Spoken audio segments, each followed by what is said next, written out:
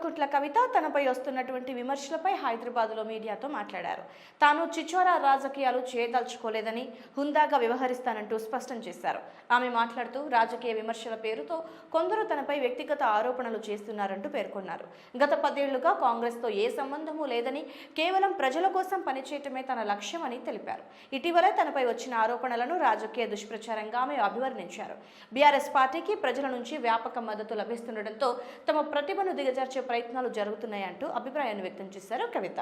విమర్శలకు కవిత ఘాటుగా స్పందించడంపై రాజకీయ వర్గాల్లో చర్చ జరుగుతోంది. విపక్ష నాయకులు ఆమె వ్యాఖ్యలను తప్పుపడుతున్నప్పటికీ ఆమె సానుకూల దృక్పథం అభిమానులని ఆకర్షిస్తోంది.